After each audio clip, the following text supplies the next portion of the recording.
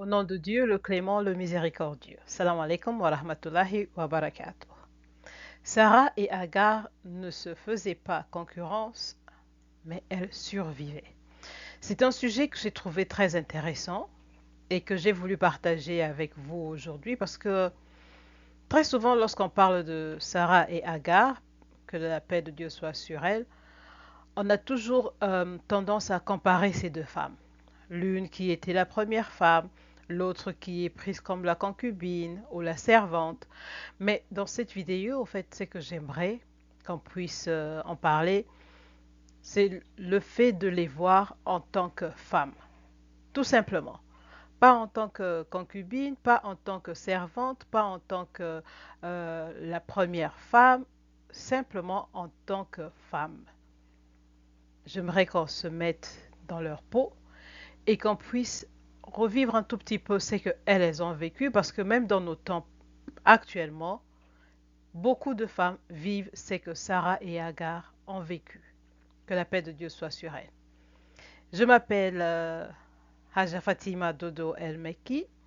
Je suis théologienne en sciences islamiques. J'ai obtenu ma licence en Iran.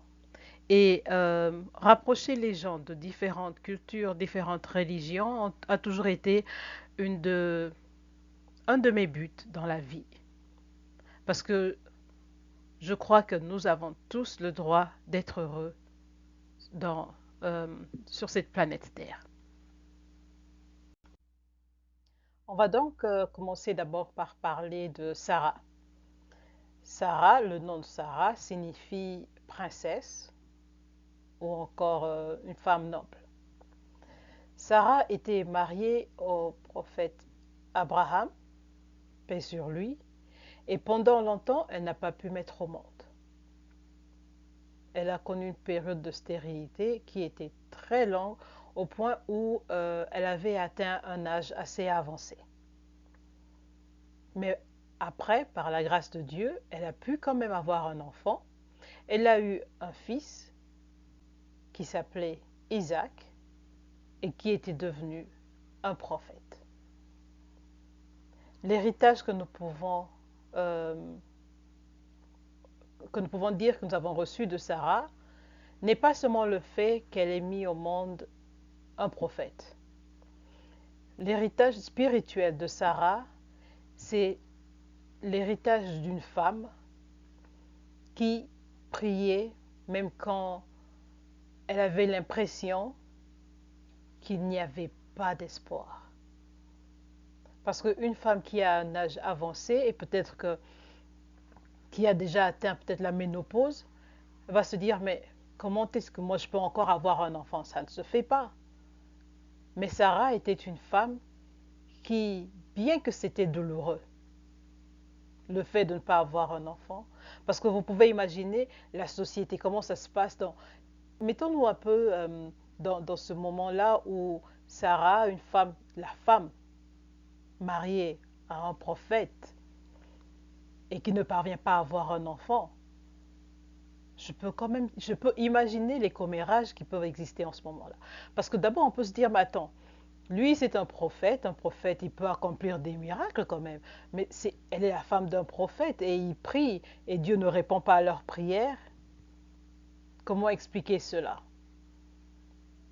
Comment expliquer le fait que cette femme-là, elle prie et Dieu ne répond pas à sa prière? Et pendant toutes ces années, c'était certainement très douloureux pour elle.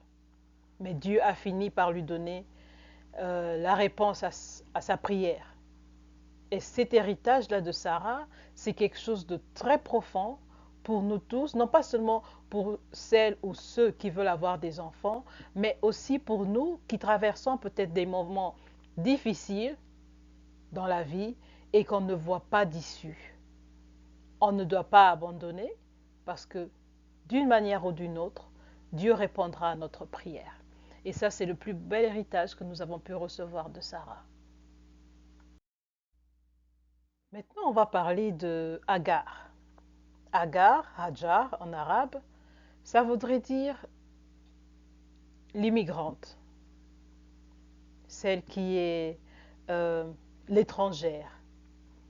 Mais il faut savoir que Hajar, c'est un titre, c'est un nom qu'on lui a donné, mais ce n'est pas le nom, son nom d'origine. Déjà, pour commencer son histoire, on peut dire que en changeant son nom, on a changé son identité. Parce qu'une fois que tu n'es plus cette personne-là qu'on appelait, peut-être, disons que son nom réel c'était, disons Marie. Et puis un beau matin, parce que tu dois quitter ton village, tu dois quitter ton pays, tu dois quitter ta terre, tu dois quitter ta famille, parce qu'on t'a donné entre les mains de, du prophète Abraham et sa femme Sarah, paix sur eux, tu dois quitter ton pays, tu dois quitter ta terre natale pour les suivre et on te change de nom. C'est déjà un changement d'identité. Si elle s'appelait Marie, on ne l'appelait plus Marie, on l'appelait l'étrangère, on l'appelait l'immigrante. Déjà quand on t'appelle comme ça, tu as l'impression que tu ne fais pas partie de ce groupe-là de gens parce que on t'appelle déjà étrangère, on t'appelle déjà immigrante, tu ne fais pas partie de ce groupe-là. Qu'on le veuille ou non, tu vas te sentir quand même étrangère. Et donc, Agar a connu un premier exil, c'est-à-dire le fait d'avoir quitté sa terre natale et rejoindre le prophète Abraham et sa femme, partir avec eux, c'était quelque chose de douloureux parce que ce n'est jamais facile de quitter son pays. Ce n'est jamais facile de quitter son environnement. Et surtout quand on est obligé de le faire. Et là, en ce moment, Agar nous a montré l'exemple de ces femmes qui quittent leur terre à cause des guerres dans leur pays. Peu importe la raison pour laquelle la femme immigre, peut-être parce qu'il y a la guerre, peut-être parce qu'elle veut aller chercher un avenir meilleur, peut-être pour suite de maladie, quelles qu'en soient les raisons, lorsqu'on quitte sa terre natale pour un autre lieu, il y a toujours cette partie en nous qui reste avec notre pays natal. C'est un peu une séparation. Et quand cette séparation-là se fait encore parce que tu ne l'as pas choisi, je crois que c'est encore plus douloureux. Et donc Agar a dû quitter son pays natal, non pas par choix, mais parce qu'elle était obligée de le faire. Parce qu'elle a été donnée au prophète Abraham et à Sarah, paix sur eux. Déjà une douleur. Ensuite, Agar a été choisie pour être celle qui pourra donner un enfant au prophète Abraham.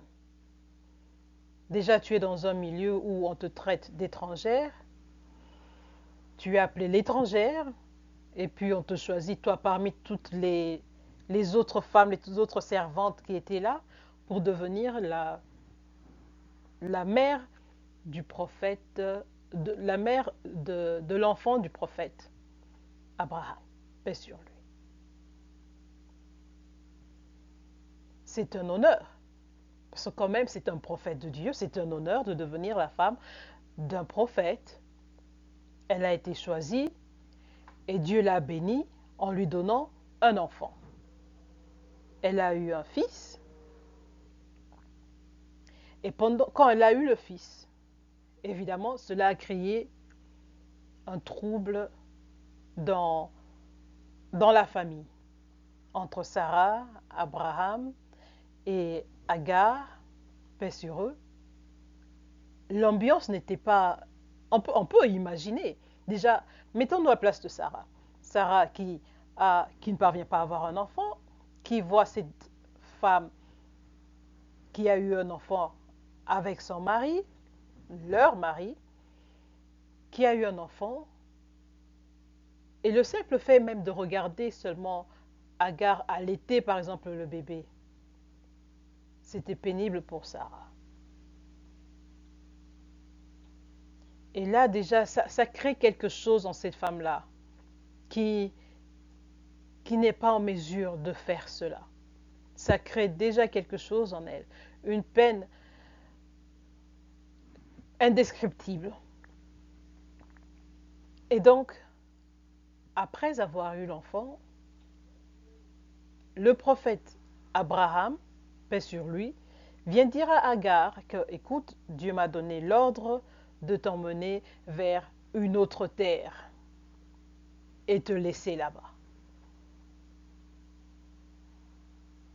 C'est la deuxième fois que Agar, son nom en fait, c'était comme si c'était une prémonition en fait, hein, parce que d'abord, donc l'immigré, tu quittes ton pays une première fois, tu quittes ta terre natale, tu viens avec ce couple-là, là où ils sont partis.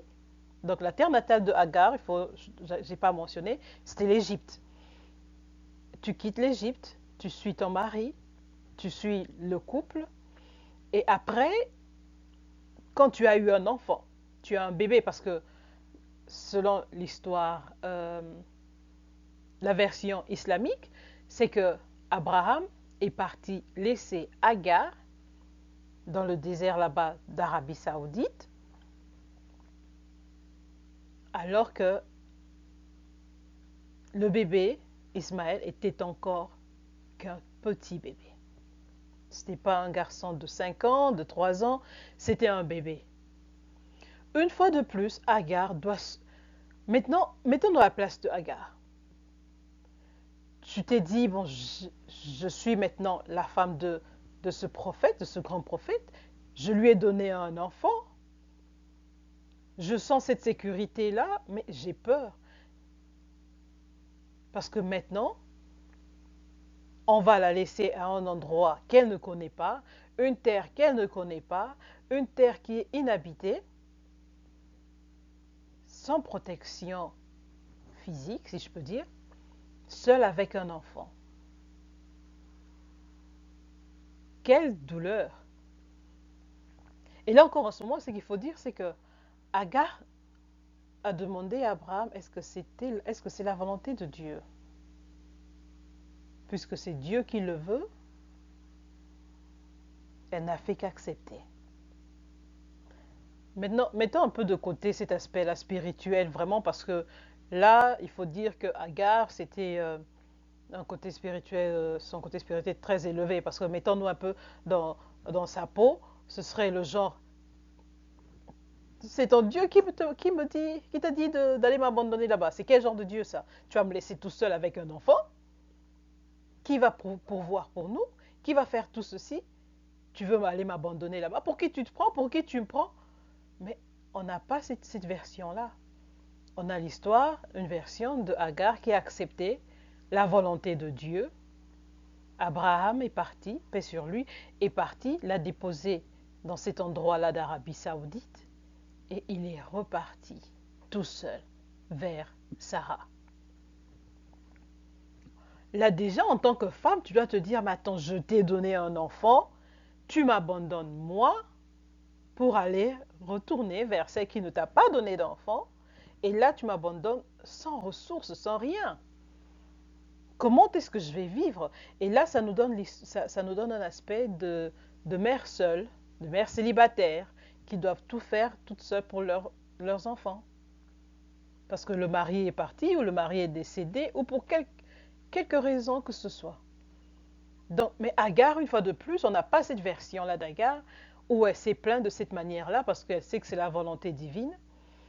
Dans ce moment de détresse, où Agar est restée toute seule avec son enfant, elle a déposé son enfant au sol, et elle s'est mise à courir, à gauche, à droite. Elle a fait des va-et-vient entre Marwa et Safa. Safa et Marwa, ce sont deux montagnes en fait. Hein. C'est deux endroits où Agar courait pour chercher de l'eau pour son enfant. Et là, ça nous emmène maintenant où je peux parler de l'héritage de Agar. L'héritage de Agar, paix sur elle, ce n'est pas seulement le fait qu'elle elle a mis au monde un prophète, mais l'aspect spirituel où, à un moment donné de ta vie, le miracle ne se fait pas en s'asseyant. Tu dois bouger pour que Dieu puisse te bénir. Et c'est ce que Sarah avait fait. Abraham, le prophète Abraham, paix sur lui, l'a laissé dans le désert Elle est restée toute seule, elle s'est mise à courir à gauche, à droite, entre ces deux montagnes-là de Safa et Marwa. Elle a commencé à courir pour chercher de l'eau. Et c'est en faisant ces va-et-vient qu'après, Dieu a entendu sa prière et elle a regardé, elle a vu de l'eau, une source d'eau, sous les pieds de son enfant, de son bébé, qui est en train de gratter le sable. Et il y a une source d'eau qui a jailli. L'héritage spirituel qu'on peut avoir de Agar, c'est que par moment, et très souvent, ne t'attends pas à ce que le miracle se fasse de manière à ce que, bon, j'attends. Non, tu dois bouger.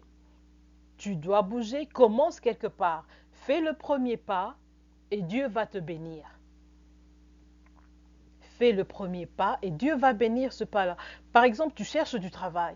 Tu peux te dire, mais non, attends, moi, j'aimerais pas ce poste-là, c'est vraiment, c'est pas mon genre, c'est pas mon... Commence et Dieu va te bénir. Je veux pas commencer ce commerce-là, c'est pas digne de moi. Commence et Dieu va te bénir. Par moment, il faut faire ce premier pas-là, et même pas seulement par moment. Il faut faire le premier pas, comme on dit en farsi, en persan, az khoda, az shoma harakat, az khoda barakat. Tu fais le pas, tu le fais, et la bénédiction, c'est de Dieu.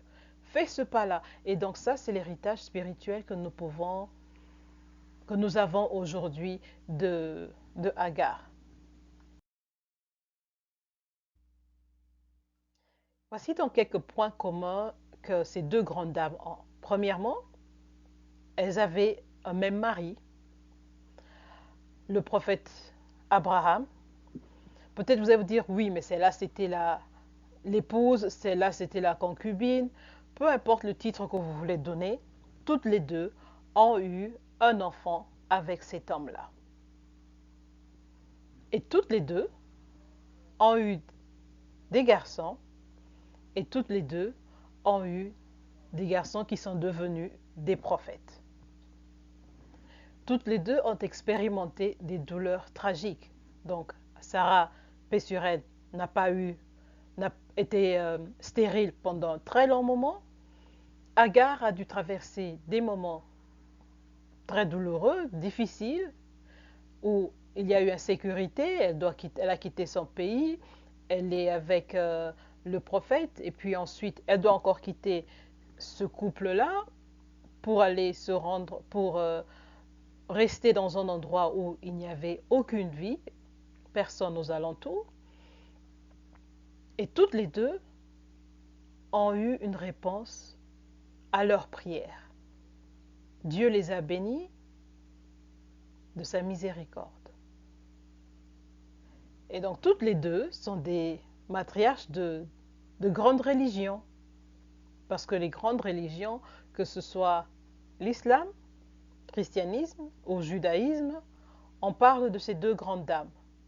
Peu importe le statut auquel on les place, au fait, mais il y a des grandes religions qui sont issues de leurs entrailles, si je peux dire.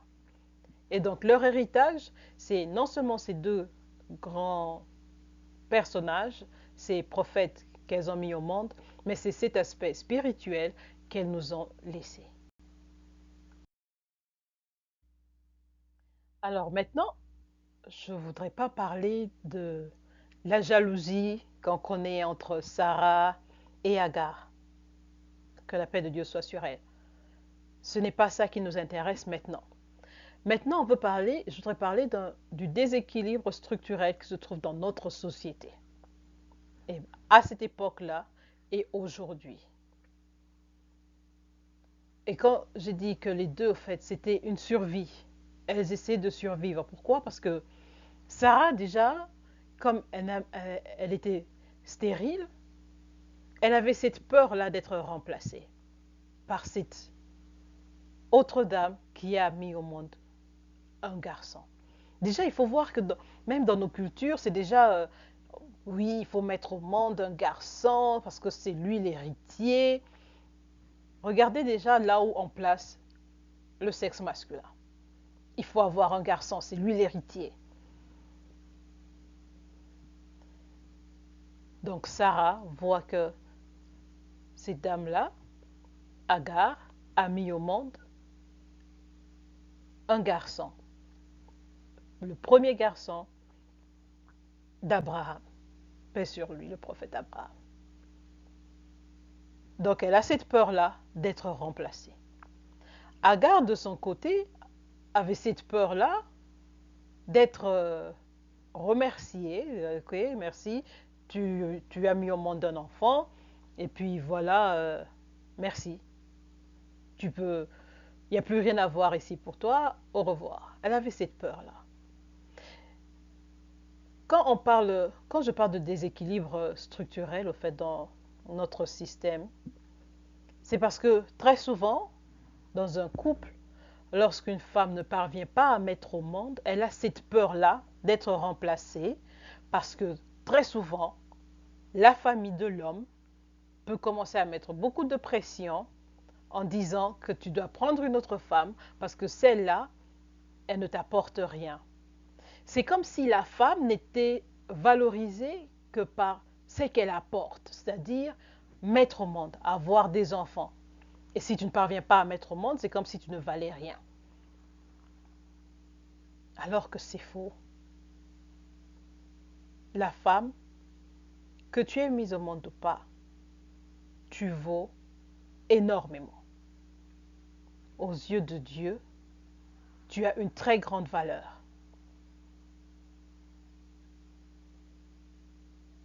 C'est quelque chose de très douloureux quand tu es la personne qui traverse ce moment-là. Et donc, il y a cette pression-là où tu pries et tu trouves que Dieu ne répond pas. Et puis la famille qui met pression que non, tu dois peut-être, le mari doit prendre une deuxième femme parce que toi, tu ne parviens pas à mettre au monde. Et donc, tu as cette peur-là d'être remplacé ou peut-être de ne plus être aimé comme auparavant.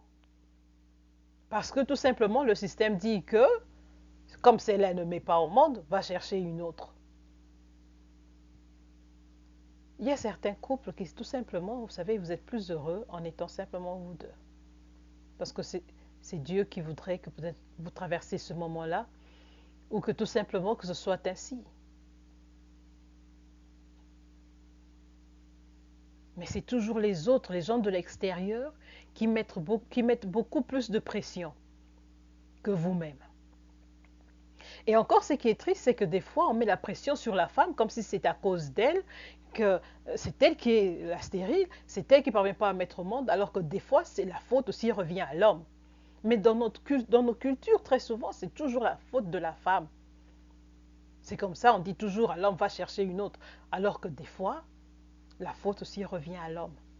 Si on vivait dans une société où on laissait les couples faire leur vie comme ils voudraient, sans se mêler, ce serait quelque chose de formidable. Parce que le fait de savoir que je risque d'être remplacée, c'est là où il y a cette jalousie qui se crée.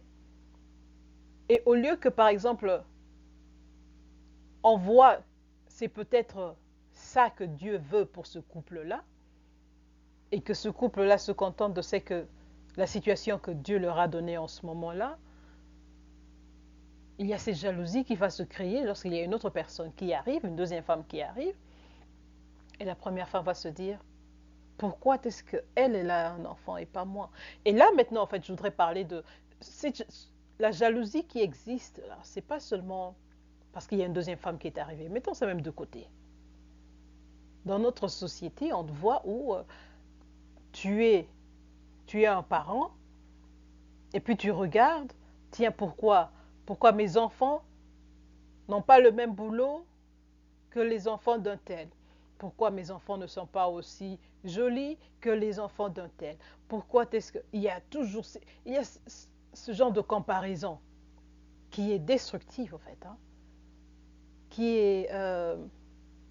qui appartient au diable, en fait, et qui peut créer cette jalousie-là, qui crée beaucoup de mauvaises choses, parce que d'envie, parce que tu vas te dire, pourquoi est-ce que ma fille n'a pas épousé le président, là? Pourquoi c'est la fille de telle qui est partie épouser le prince? Pourquoi pas ma fille et ma fille qui n'est pas mariée? Pourquoi cela m'arrive à moi? Et ça crée des jalousies. Ce genre de jalousie, on n'en a pas besoin. Parce que Dieu donne à chacun de manière différente. C'est comme ça aussi que Dieu a répondu à leurs prières de manière différente. Il a donné des enfants à toutes les deux. Dieu répond à ta prière selon ce dont tu as besoin. À l'instant, tu peux ne pas recevoir la réponse à ta prière, mais une chose est sûre, c'est que tu vas recevoir ta réponse quand tu pries sincèrement. Et c'est ça que nous avons appris de ces deux dames. Donc c'était une survie parce que Sarah ne veut pas perdre son statut de noble femme, son statut de femme de prophète, son statut de cette femme qui était la seule, qui était aimée par le prophète. Et en même temps, Agar qui ne veut pas perdre son statut non plus de mère de cet enfant du prophète. Et là, ça emmène un sujet qu'on peut discuter, c'est mère porteuse, le sujet de mère porteuse, parce que d'un côté, c'est comme si Agar était mère porteuse, c'est-à-dire que tu as un enfant pour un autre couple. Et là, ça ouvre une porte où, vous savez, des fois, tu peux mettre au monde, mais c'est pas toi qui élèves cet enfant-là. Peut-être c'est ta sœur, peut-être c'est ton frère, peut-être c'est même une cousine qui élève tes enfants. C'est peut-être le choix que Dieu a fait d'une certaine manière, et peut-être que c'est parce que tu traverses des moments difficiles, ou peut-être que tu trouves que pour toi c'est difficile d'élever ton enfant et que cette sœur-là, par exemple, est en mesure de le faire, ta sœur est en mesure de le faire, elle prend cet enfant-là. Je voudrais que tu saches si, par exemple, c'est ton cas, où tu n'élèves pas ton enfant parce que tu trouves que tu ne vas pas lui donner l'amour nécessaire, tu ne dois pas avoir honte de toi.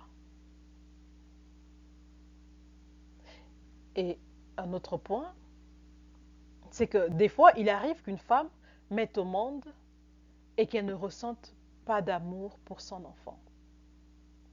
Parce que les gens croient que c'est quelque chose, ça doit être, c'est inné, ça doit être là, ça doit s'allumer. Une fois que tu as ton enfant, tu l'aimes automatiquement. Mais il y a des femmes qui traversent des moments où elles ont mis au monde, mais elles ne ressentent aucun amour pour cet enfant-là. À ces femmes-là, je voudrais dire que vous n'êtes pas seules, que ce genre de cas existe et que si vous avez besoin d'aide, il faut savoir en parler. Je ne dis pas en parler à tout le monde publiquement. Peut-être ça peut aider, mais pour aider d'autres femmes. Mais si vous trouvez que parler publiquement, ça peut aider, mais cherchez à guérir de cela et sachez que personne n'a le droit de vous juger si c'est ce que vous traversez.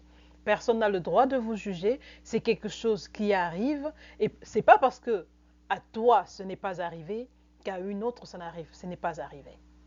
Donc c'est que cette personne la traverse, c'est que cette femme la traverse parce que elle ne ressent pas d'amour pour son enfant. C'est quelque chose, ça arrive et tout simplement il faut chercher peut-être à chercher de l'aide d'une certaine manière, peut-être spirituellement, prier pour cela, parce que c'est toi qui seras la gardienne de cet enfant-là et que tu puisses encadrer cet enfant-là. Mais il ne faut pas que tu ressentes une honte parce que tu ne ressens pas d'amour. Il ne faut pas que tu te dises que Dieu m'a puni. Non, c'est quelque chose qui arrive. Et donc, la survie de Sarah et Agar, que la paix de Dieu soit sur elle, est plus basée au fait que notre société juge la femme en fonction de ce qu'elle apporte. C'est-à-dire, tu dois être belle, c'est-à-dire, tu dois être toujours jeune, tu dois mettre au monde. Autre que ça, donc c'est au fait l'aspect physique de la femme qui compte. Et ça reproduction qui compte. Alors que la femme, ce n'est pas seulement le corps, ce n'est pas seulement mettre au monde. C'est plus que ça. Parce que nous, en tant qu'êtres humains, en fait, nous sommes des créatures de Dieu.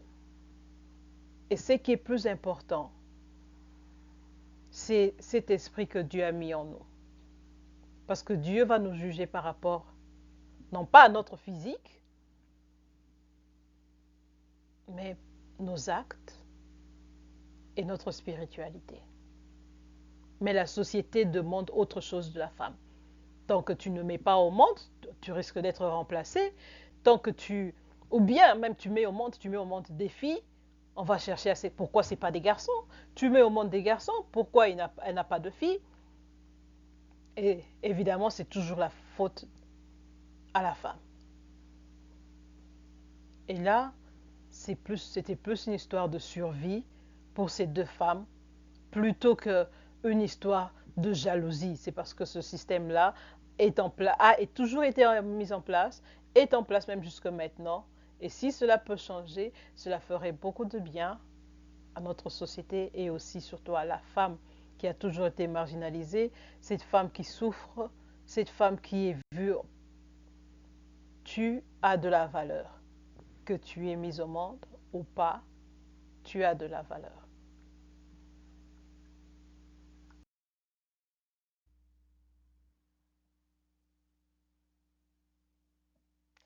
À supposer qu'elle se faisait de la concurrence, à qui était la faute? Parce qu'on va se dire, oh oui, maintenant que Agar, paix sur elle, a eu un enfant, elle est devenue orgueilleuse, c'est sa faute qu'on l'a chassée de là, parce que euh, Sarah n'aimait pas la manière dont Agar se comportait. Je vais balayer tout cela et je veux prendre cet aspect, c'est que le Coran nous dit par rapport à ces deux dames. Lorsque le Coran parle de ces deux dames, très importantes, il se centre sur leur expérience en tant que femmes. Le Coran ne les regarde pas en tant que deux femmes qui sont en train de faire la concurrence. Non. Le Coran, le, dans le Coran, le nom de la femme, la seule femme qui a été mentionnée dans le Coran, c'est Marie, la mère de Jésus, paix sur eux. Les autres femmes ont été mentionnées par des rituels, des symboles, des paroles, et c'est le cas de Agar et de Sarah. Quand le Coran parle de Agar, le Coran ne mentionne pas le nom de Agar, mais le Coran mentionne le rituel que Agar avait fait. Le rituel d'aller de Safa à Marwa dans la sourate Baqara, sourate 2, verset 158, où Dieu dit, certes, parmi ces signes, ces symboles, il y a Safa et Marwa. Et quand on entend cela, on sait directement que c'est l'histoire de Agar qui avait fait le va-et-vient entre Safa et Marwa. Parmi les symboles de Dieu, il y a Safa et Marwa. C'est de cette manière-là que Dieu nous parle de Agar dans le Coran. Et quand Dieu parle de Sarah dans le Coran, dans la sourate Hud, sourate 11, verset 69 à 73, où il est mentionné dans le Coran que et sa femme se tenait à côté et riait. Et alors on lui a donné la bonne nouvelle de Isaac. Et ce passage, en fait, souligne le rire de Sarah. Le rire de Sarah où maintenant Sarah a demandé, dans la sourate 51, 51, versets 24 à 30, où on dit, et sa femme s'est avancée avec des larmes. Elle a dit, une stérile va mettre au monde. Alors maintenant, au lieu de se demander, c'était à qui la faute, cette concurrence? Et s'il y avait cette concurrence, est-ce qu'elle n'était pas basée sur quelque chose de réel? On devrait plutôt se dire, quelle est cette insécurité que ces deux dames-là ont traversée? Quelle est cette chose que ces deux dames-là cherchaient qu'elles n'ont pas reçue? Et parce que je voudrais emmener cette histoire dans notre temps présent maintenant, c'est que j'aimerais qu'on se pose quel est le genre de femme que tu es? Es-tu la femme qui attend que Dieu exauce ta prière? Ou bien es-tu cette femme qui doit courir à gauche et à droite pour avoir la réponse à sa prière? Mais quoi qu'il en soit, on ne doit pas mettre la rivalité en premier lieu. Cette rivalité entre Agar et Sarah était due au fait qu'elles avaient peur de se retrouver sans amour, en insécurité. Insécurité parce que très souvent, comme je venais de mentionner, la société décide autrement pour le statut, décide autrement la manière dont la femme doit être vue. Ce qui est très triste en fait. L'histoire de Sarah et Agar, que la paix de Dieu soit sur elle, est une histoire qui se complète. Et lorsqu'on les voit, les deux, côte à côte, c'est une très belle histoire où on tire une très belle leçon. Imaginez-vous que Agar a mis au monde un enfant qu'elle a appelé Ismaël. Ismaël, ça veut dire Dieu a entendu. Et Isaac veut dire celui qui rit. Dieu a entendu. Déjà, imaginez un peu. Leur nom, c'est par rapport au. C'est que l'événement. C'est par rapport à l'événement qui se passe en ce moment-là. Dieu a entendu. Dieu a entendu la prière d'Abraham qui voulait avoir un fils, qui voulait avoir un enfant. Dieu a entendu la prière, mais aussi la prière de cette femme, Agar, qui était loin de chez elle, qui n'avait aucun membre de famille à côté, à part Sarah et Abraham, prophète Ibrahim, alayhi salam. Et donc là, maintenant, elle a eu un enfant où tu sens que ça, c'est pour moi, ça, c'est pour moi cet enfant, c'est ma famille directe, ma famille. Dieu a entendu la prière de cette femme qui a quitté son pays, qui a quitté les siens et qui est à cet endroit où elle n'avait pratiquement personne, si je dois dire, à part le prophète Abraham et Sarah. Et puis il y a maintenant Sarah, paix sur elle, qui a un enfant, Isaac. Isaac, ça veut dire celui qui rit. Après avoir traversé ce moment de stérilité pendant des années et des années, Dieu lui a donné un enfant et il rit. Isaac veut dire celui qui rit parce que quand l'ange avait annoncé que Sarah allait avoir un enfant, Sarah avait ri. Et c'est par rapport à ça, en fait. C'est cet enfant-là qui a donné cet espoir. Il rit.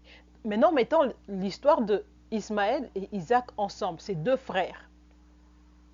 Dieu entend et Dieu restaure.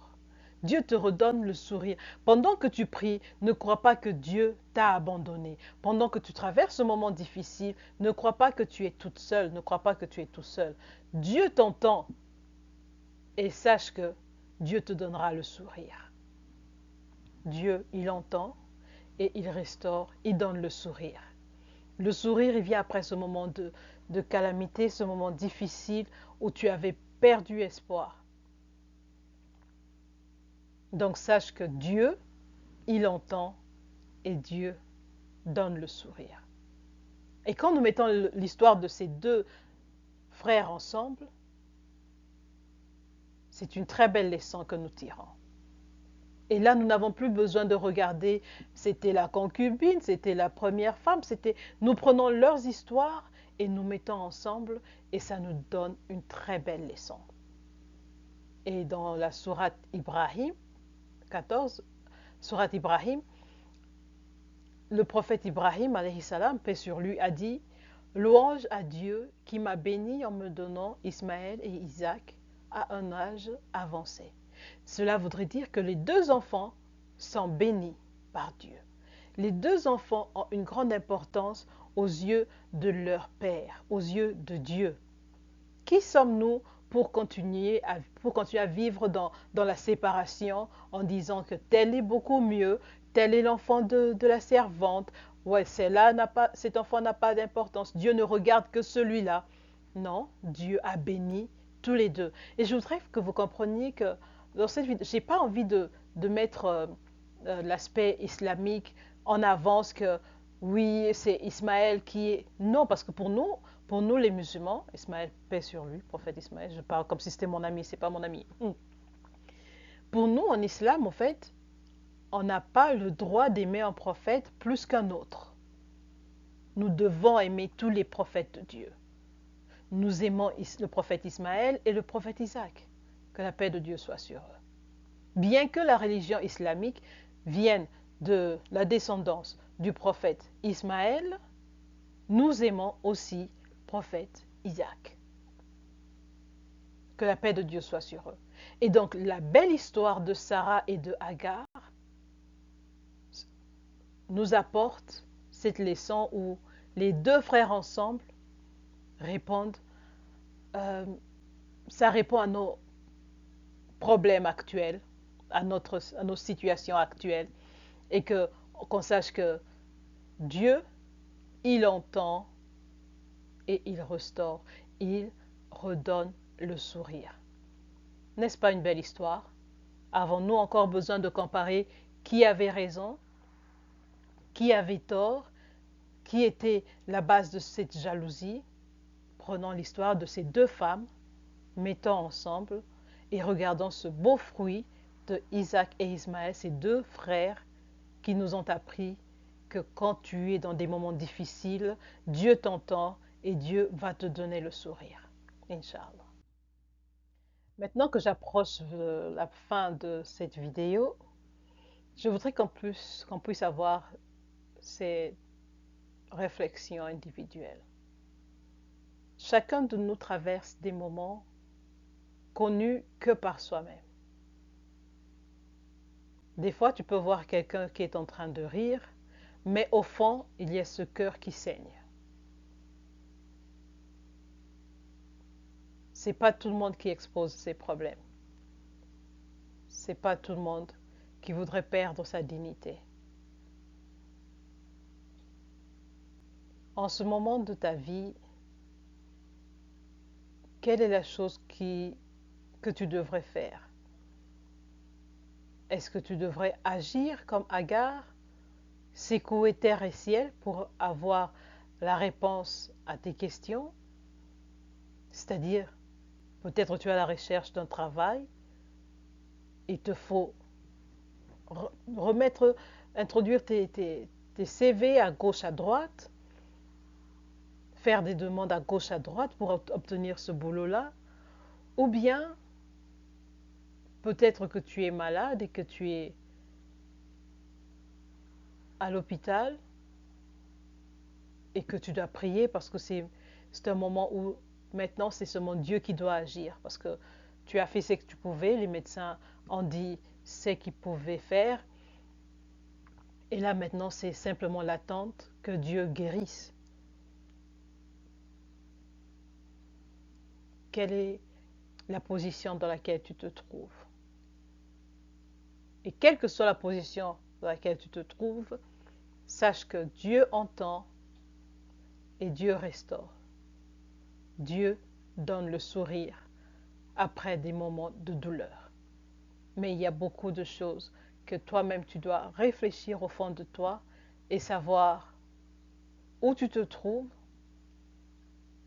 et quelle est la situation qui te convient le mieux, quelle est la position qui te convient le mieux. Parce que des fois, pour avancer, il faut savoir, on dit des fois, il faut reculer pour mieux sauter. Il faut savoir où tu te tiens et qu'est-ce que tu dois faire. Ne t'attends pas à ce que le miracle s'accomplisse des fois sans que toi, tu n'aies fait de mouvement. Agis pour que Dieu puisse te bénir. Et aussi, il faut enlever la jalousie dans ton cœur. Pourquoi un tel a réussi et pas moi? Pourquoi un tel a telle position et pas moi? Parce que tu ne connais pratiquement rien de la vie de ces gens-là. Tu ne connais pas ces moments où, durant des nuits et des nuits, ces personnes-là ont prié pour avoir ce qu'elles ont actuellement. Tu ne connais pas ça, tu n'as vu que les résultats et tu te dis pourquoi elle et pas moi, mais tu ne connais pas la traversée de ce moment-là, de ces gens-là. Alors, c'est pour cela qu'on dit, dans les 10 commandements, on dit n'enviez point, parce que tu ne connais pas la situation des gens. Tu vois ce qui t'est présenté. Tu crois connaître. N'envie pas parce que cette personne-là, Dieu l'a bénie en ce moment-là, parce qu'elle avait déjà traversé son désert. Elle a déjà fait ses va-et-vient entre Safa et Marwa. N'envie pas cette personne-là parce que Dieu lui a donné alors qu'elle a attendu pendant longtemps et prié pendant longtemps et qu'elle ne voyait pas d'issue. La meilleure des choses, c'est de demander à Dieu de nous guider, de répondre à nos prières et d'enlever cette jalousie de nos cœurs. Et une fois encore, dans les moments difficiles, rappelle-toi que Dieu entend et que Dieu donne le sourire. Inch'Allah, Dieu répondra à ta prière. Merci d'avoir suivi cette vidéo. J'espère que votre façon de voir l'histoire de Sarah et Agar, que la paix de Dieu soit sur elle, a un peu changé. Inch'Allah. Et aussi, sachez que l'histoire a besoin de la femme. L'évolution de l'humanité se fait avec la femme. Et quand vous regardez dans le Coran, les femmes sont mentionnées, les hommes sont mentionnés. Dieu regarde nos actions, nos cœurs, non pas notre position physique, matérielle, si nous sommes beaux, vilains. Dieu regarde notre cœur, nos actions. Parce que le jour où on quittera cette terre, on ne partira pas avec ce corps. Le jour où on quittera cette terre, on ne partira pas avec ces enfants-là qu'on a mis au monde. On partira avec nos actions.